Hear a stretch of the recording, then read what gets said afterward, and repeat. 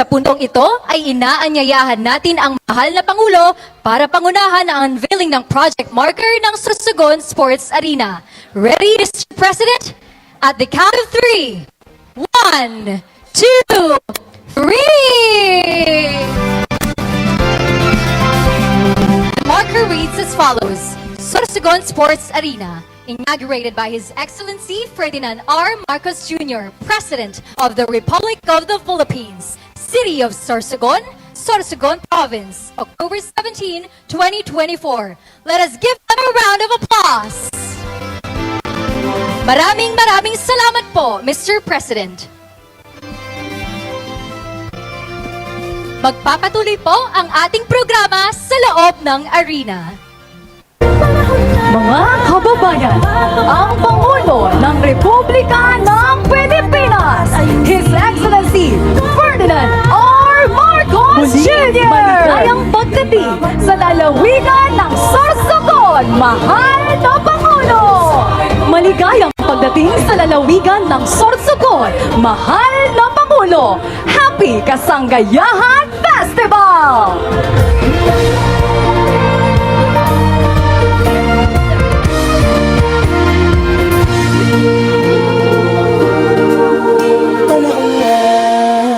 Pagbabago, dahil sa ito ay kinakailangan tayo na magtulong-tulong na paunlarin ang mahal na bayan.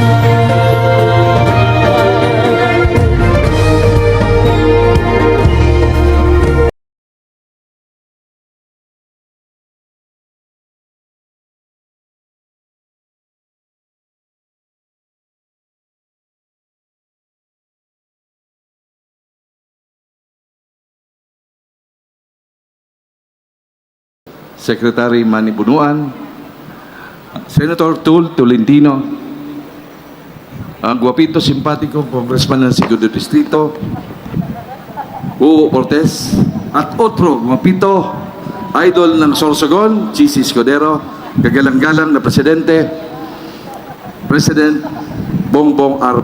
Marcos, sa lahat po na bisita, sa lahat na Sorsoganon. Iba na ang 50 sa ika-50 anyos selebrasyon sa kasanggayahan.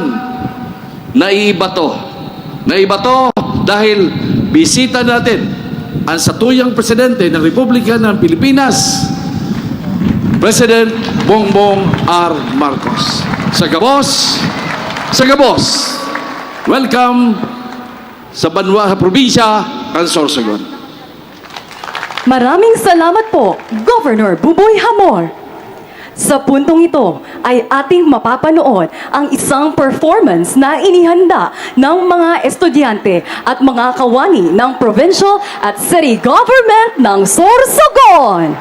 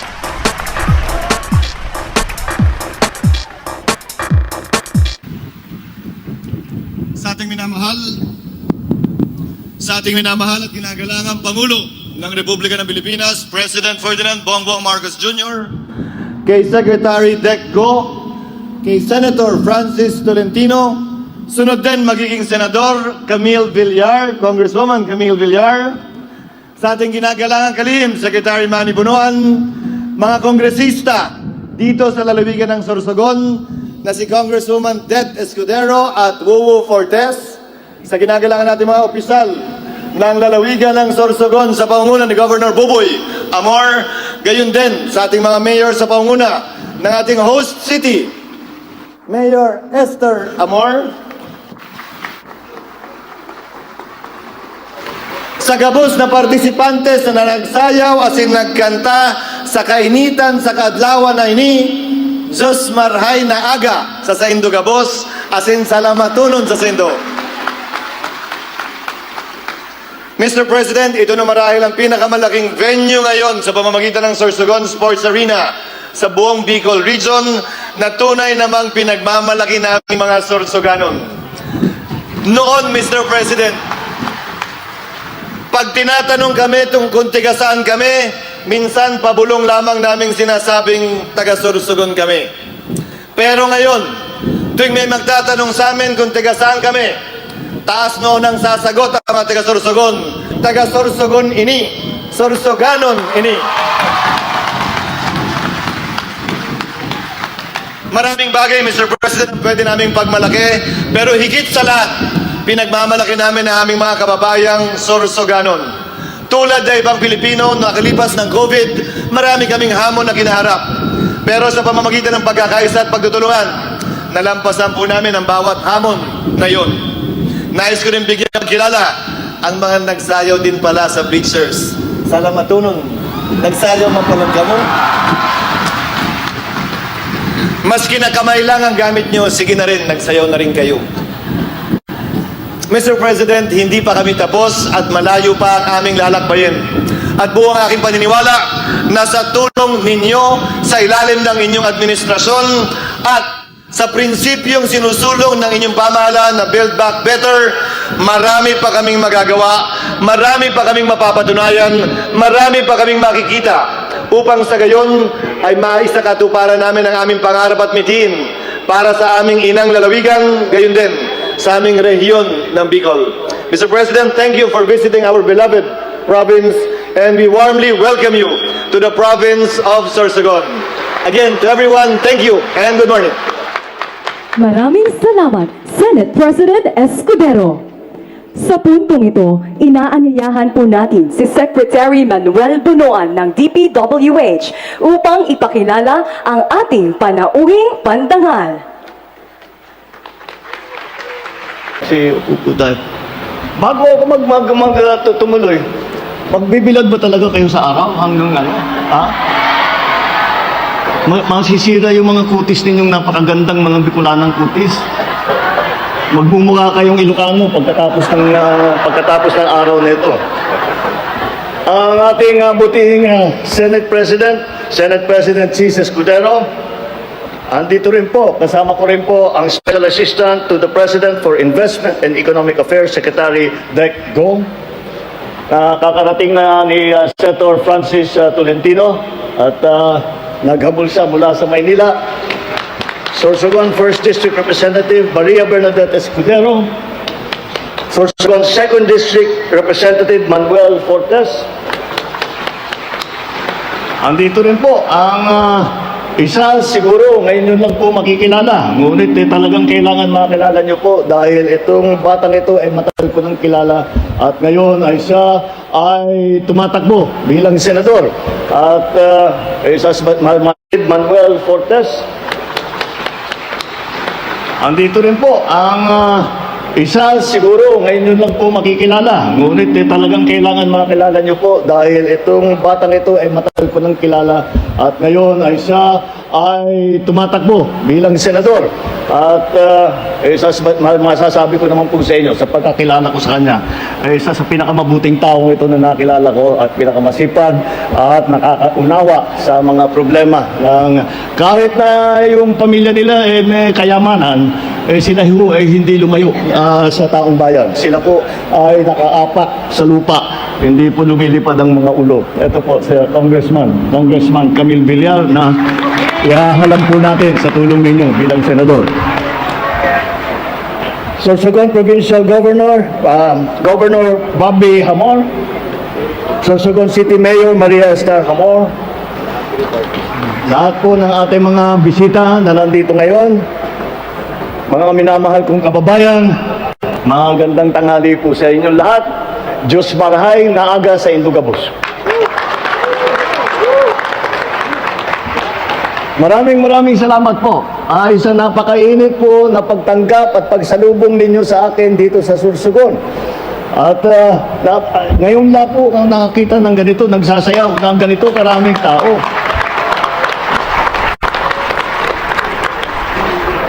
At akala ko, yung sumasayaw lamang ang nandito sa baba. Bago napun ako, pati yung nakaupo, sabay-sabay gumagalaw yung mga kamay. Kaya magbabago ang ibig sabihin ng tinatawag na audience participation. Dahil hindi na kayo audience, kasi kasama na kayo sa mga dancer. Maraming salamat po. Kaya tinitiyak ko ulit, sigurado ba kayo na diyan kayo sa araw? Ako nahihirapan sa inyo. Bago ang lahat, nais ko munang batiin ang lahat ng masusuganon sa inyong ika-130 anibersaryo ng pagtatatag ng inyong lalawigan at sa ika-50 Kasanggayahan Festival. Sa araw na ito, muli tayong nagsama-sama upang pasinayan ang Sorsogon Sports Arena na ipinagmamalaki ng buong Bicol Region ngayon. Sa pagtataya, kaya ng arena na ito na may upo ang aabot sa 12,000 katao.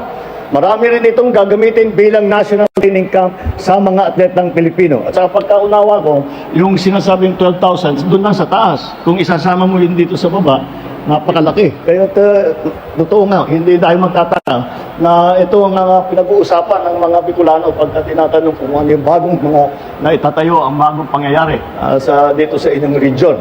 Ito ay isang mahalagang hakbang upang maitaguyod natin ang ating mga kababayan na may angking galing sa larangan ng palakasan.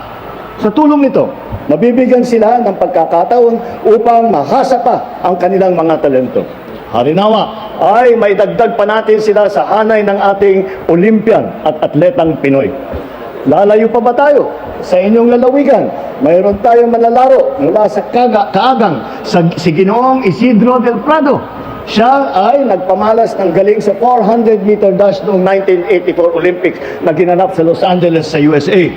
Sa bawat hakbang ng kanyang karera, itinampok niya ang tapang, katatagan at determinasyon. Mga katangiang nagbubuklod at nagtataguyod sa ating bilang nagkakaisang bansa. Tulad din ng mga Olympian natin na lumahok itong 2024 na Paris Olympics. Hangarin natin sa pamamagitan ng arena na ito, lalo pang dumami ang mga kababayan natin na magbibigay ng dangal sa ating bansa. Bagamat sports arena ang tawag dito, hindi lamang ito para sa mga larangan ng palakasan. Maaari din itong gamitin para sa pagpupulong, mga summit, konsyerto, mga patimpala. Kaya hindi natin may kakailang simbolo ng progreso ang Sorsogon Sports Arena. Sumasailalim ito sa patuloy na pagsisikap, pagtsatsaga at pag-unlad ng mga Sorsoganon at mga Bicolano. Sa pagkakatanda ko pa, noong ginawa pa lamang ang arena halos 2 taon na nakalipas, si dating Governor at ngayong Senate President si Chis Escudero ang nagpasyal sa akin sa probinsya ninyo. At ngayon, sa pamumuno ni Governor Hamor, masaya akong makita na pinagpapatuloy ninyo na siguradong matatapos ito. Tunay ngang isang halimbawa ito na kung tayo ay nagkakaisa para sa kapakanan ng taong bayan, aasenso hindi lamang ang isang lalawigan, kundi ang buong bansa. Kanina po ay nasaksihan ko sa aking pag-ikot kung paano tayong pinagbubuklod ng ating mga hangarin para sa bayan natin. Isang patunay dito ang Sorsogon National Government Center, isang one-stop shop government center na maglalapit at magpapabilis ng serbisyo sa taong bayan. Ito ay sumusuporta sa layunin ng ating administrasyon na mapadali ang serbisyo publiko at mapadami pa ang namumuhunan sa bansa. Isa pang halimbawa ng pagkakaisa ng layunin ng lokal at nasyonal ay ang pamahalaan ay ang Sampaloc Tenement. Ito ay magsisilbing kanlungan ng ating mga benepisyaryo mula sa Barangay Sampaloc na naaayon naman sa ating hangarin na mabigyan ng maayos at ligtas ng pabahay ang ating mga kababayan. Nag-uumapaw ang aking kasiyahan dahil sa tuwing bumibisita ako sa iba't ibang lalawigan, makikita ko ang pagtatapos ng mga proyekto at pagsisimula ng mga programang aagapay sa ating sambayanan tungo sa tagumpay. Ngunit, parati ko nang sinasabi na marami pa tayong gagawin. Mula pa sa simula, pagkakaisa ang hangad ko para sa isang mas mabisa at epektibong pamamahala. Kailangan nating magtulungan upang mas marami pang mga bata ang mabakunahan. Higit pang mabubuti ang seguridad ng kapayapaan at mapapababa ang kahirapan sa Sorsogon. Ang ating pagbuklod-buklod ang magbibigay din sa atin ng daan upang matapos ang ibang proyekto sa inyong lugar, katulad ng Sorsogon Provincial Sanitarium Facilities at yung pagpapaganda ng kalsada na papunta sa Bicol Airport. Maaring may pagkakaiba tayo sa paniniwala at sa opinyon, ngunit alam ko na tayo ay pinagbubuklod ng iisang hangarin na may angat ang antas ng pamumuhay ng bawat isang Pilipino. Kaya naman, umaasa ako sa suporta ng mga Pilipino, sa tulong ninyo. Alam kong makakamit natin ang mga hangarin natin para sa ikauunlad ng bansa. Muli, pinabati ko po kayo sa isang maligayang pagdiriwang ng Kasanggayahang Festival. Mabuhay ang Sorsogon, mabuhay ang Bicol Region, mabuhay ang bagong Pilipinas. Maraming salamat po at magandang tanghali po sa inyo lahat. Maraming salamat po, mahal na Pangulo! Ngayon ay ihahandog ng lalawigan ng Sorsogon ang isang regalo para sa ating mahal na Pangulo upang ipakita ang kanilang pasasalamat sa kanyang pagdalo ngayong araw.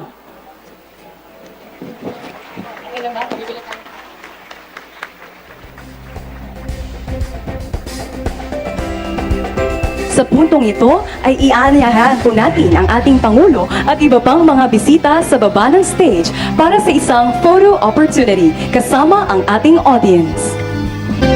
Maraming salamat po, mahal na Pangulo!